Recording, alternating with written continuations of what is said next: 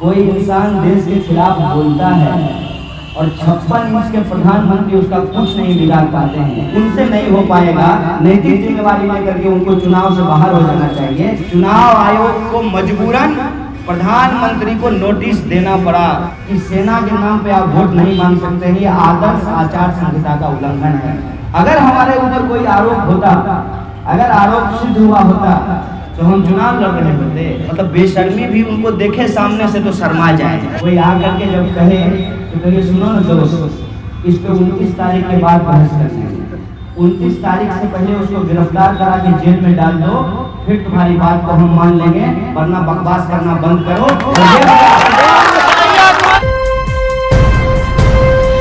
Live TV, सच सबसे आगे।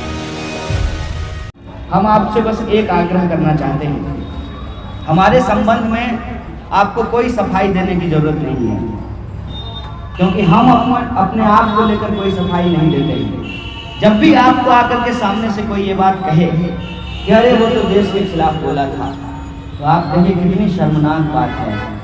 कोई इंसान देश के खिलाफ बोलता है और 56 इंच के प्रधानमंत्री उसका कुछ नहीं बिगाड़ पाते हैं।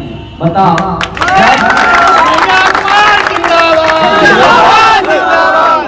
देश के खिलाफ बोलने वाले एक लड़के से वो नहीं लड़ सकते हैं, तो दुनिया का सबसे शक्तिशाली देश भारत को कैसे बनाएंगे? उनसे नहीं हो पाएगा। नैतिक जिम्मेवारी लेकर के उनको चुनाव से बाहर हो जाना चाहिए, क्योंकि देश उनसे नहीं समझने वाला है।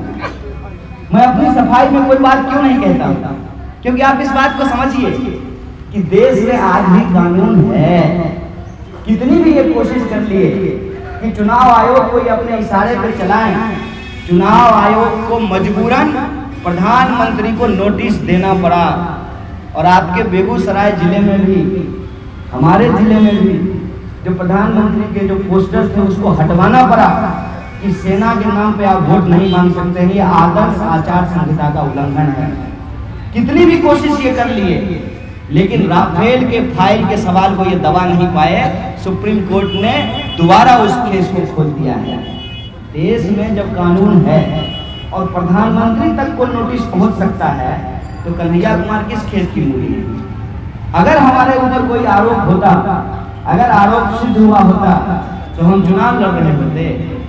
कोई आकर के जब कहे तो कहिए सुनो ना दोस्त, इस पे 29 तारीख के बाद बहस करनी है। 29 तारीख से पहले उसको गिरफ्तार करा के जेल में डाल दो, फिर तुम्हारी बात को हम मान लेंगे, वरना बकवास करना बंद करो।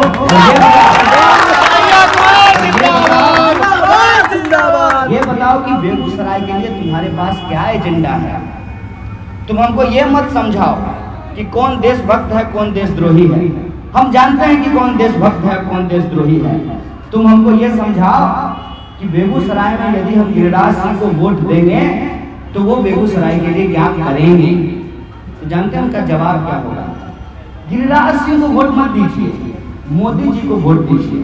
तो आप कहिएगा कि ईवीएम पे यदि गिरिराज सिंह की फोटो की जगह मोदी का फोटो होगा तो वोट देते हैं। फोटो होगा क्या? गिरिराज सिंह का नाम लिखा होगा क्या? 2 नंबर पे उनका नाम है, गिरिराज सिंह का नाम लिखा होगा ना।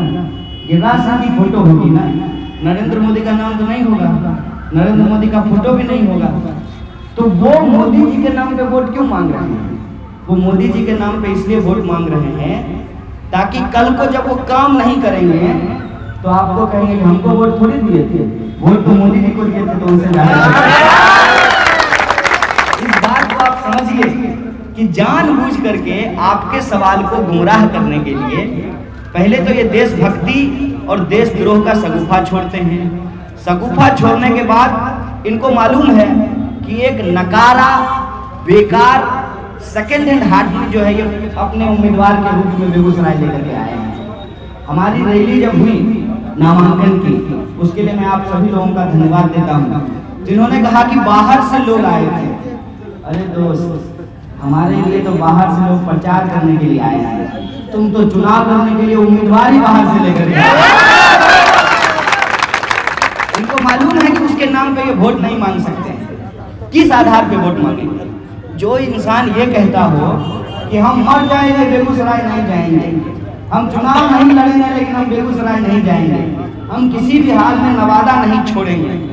बताइए उस आदमी के पास मतलब बेशर्मी भी उनको देखे सामने से तो शर्मा जाए कि वही आदमी बेगूसराय आ गए हैं और लोगों से घूम घूम करके वोट मांग रहे हैं। क्या बेगूसराय के लोग इतनी सी बात नहीं समझेंगे कि जो इंसान बेगूसराय आना ही नहीं चाहता है, इसको वोट दे करके यदि दिल्ली भेज देंगे तो ये बेगूसराय के लिए क्या काम करेगा? और ये इस देश के मंत्री रहे, मंत्री रहते हुए इन्होंने इस देश के लिए क्या किया है? मुझे एक पत्थर दिखा दीजिए पूरे बेगूसराय जिला में 30 लाख जनसंख्या है हमारी, 7 विधानसभा क्षेत्र है, किसी क्षेत्र में हमको एक पत्थर दिखा दीजिए जो लिखा हो उद्घाटन करता माननीय मंत्री गिरिराज सिंह, हम इनके ऊपर कुछ भी बोलना बंद कर दें। है एक भी पत्थर आप में से कोई भी देखे हैं? तो जब मंत्री रहते हुए इन्होंने कोई काम नहीं किया और इनकी इच्छा थी कि ये नवादा से चुनाव लड़ें, फिर इनके बॉस का आदेश आया, ये बोले जी सर बेगूसराय चले जाओ। Yes sir. तो दौड़ करके जो है बेगूसराय आ गए हैं और आ करके गंगा पार करते ही कहते हैं कि बेगूसराय तो मेरा नानी घर है। गुरुजी इससे पहले नानी घर नहीं था, इससे पहले आपको नानी की याद नहीं आई, चुनाव आया है तो नानी याद आने लगी है। कितना मजेदार है यार। और फिर भी बेशर्म की तरह जो है इनके पक्ष में लोग वोट मांग रहे हैं। इसीलिए हम आपसे आग्रह करेंगे कि ये दुनिया भर की बात करेंगे, आप बेगूसराय में टिके रहिए।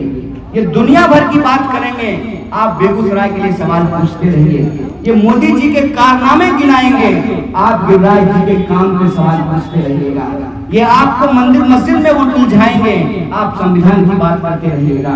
ये इस देश में झूठे जमजुमले गिराएंगे, आप जनता के सवालों को पूछते रहिएगा। दोस्तों दुखद बात यह है कि अपनी नाकामी को छुपाने के लिए कुछ लोग हिंदुस्तान की कामयाबी को बदनाम करने पे लगे हुए हैं। उनको मालूम है कि उनका विकास का दावा पूरी तरह से खोखला साबित हुआ है, एक जुमला साबित हुआ है। इसीलिए इस बार के चुनाव में, पिछले बार के चुनाव में जो उन्होंने कहा था उसको भूलकर चुनाव में हिंदू और मुसलमान कर रहे हैं। चुनाव में देशभक्ति और देशद्रोह की बात कर रहे हैं।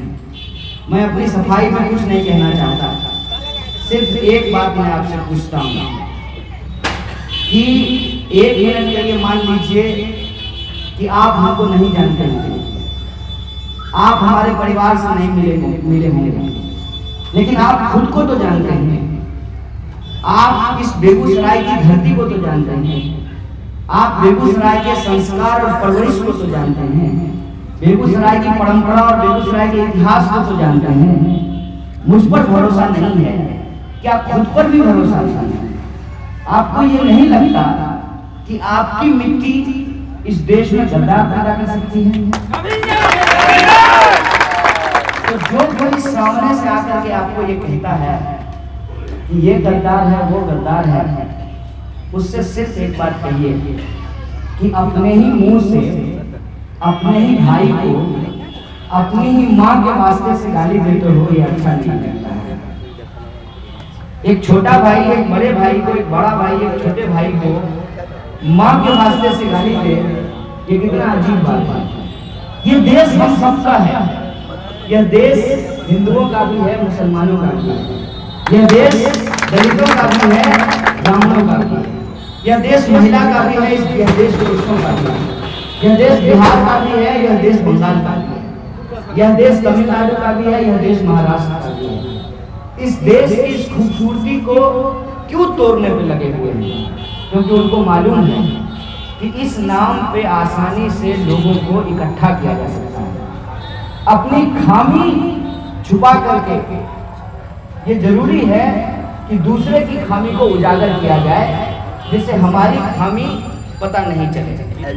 जबकि कहावत क्या है कि अपने दही को कोई खट्टा नहीं कहता, लेकिन इस देश में भाजपा एक ऐसी पार्टी है जो अपने ही देश के लोगों को गद्दार कहते हैं, क्योंकि वो अपने एजेंडे में पूरी तरीके से फेल हुए हैं।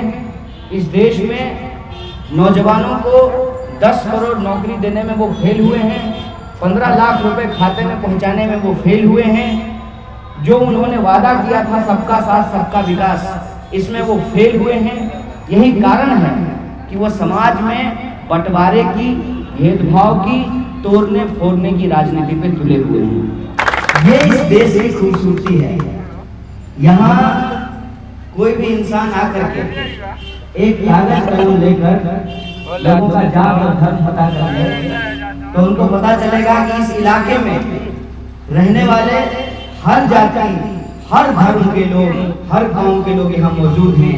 यही हिंदुस्तान है, यही हिंदुस्तान है। लेकिन